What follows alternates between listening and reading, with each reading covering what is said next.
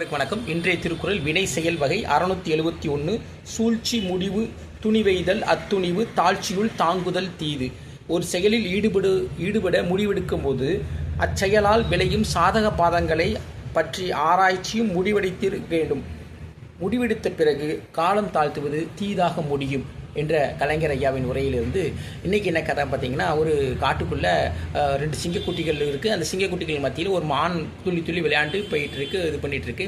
இப்படி இருக்க பட்சத்தில் அந்த காட்டுக்குள்ளே வர்ற ஒரு மனுஷன் வந்து அந்த மானை கூப்பிட்டு, நீ என்ன பயமே இல்லாமல் இந்த சிங்கக்குட்டிக்கு மத்தியில் விளையாண்டுட்டு இருக்கேன், உனக்கு பயம் இல்லையா அப்படின்னு சொல்லி கேட்குறாப்புல.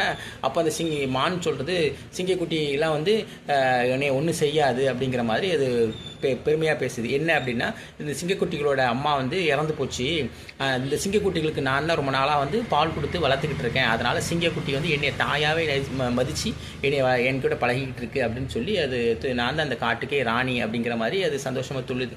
இதை கேட்டுக்கிட்டு இருந்த மரத்துலேருந்து ஒரு கிளி வந்து, ஓஹோ இப்படி உதவி பண்ணால் பகைவரும் நமக்கு நண்பராயிடுவாங்க பொழுது அப்படிங்கிற பட்சத்தில் கீழே பார்க்குது. ஒரு பாம்பு வந்து தன் வாயில் முள்ளாக குத்திக்கிட்டு அதுக்கு சிரமப்பட்டுருக்கு. உடனே அந்த கிளி பறந்து போய் அந்த பாம்பு குத்திக்கிட்டு இருக்கிற அந்த முள்கெல்லாம் எடுத்து போட்டுட்டு அதை பறக்க ஆரம்பிக்கவும், அந்த பாம்பு முள்ளெல்லாம் போன உடனே டக்குன்னு அந்த கிளியை கடித்து திங்க ஆரம்பிச்சது.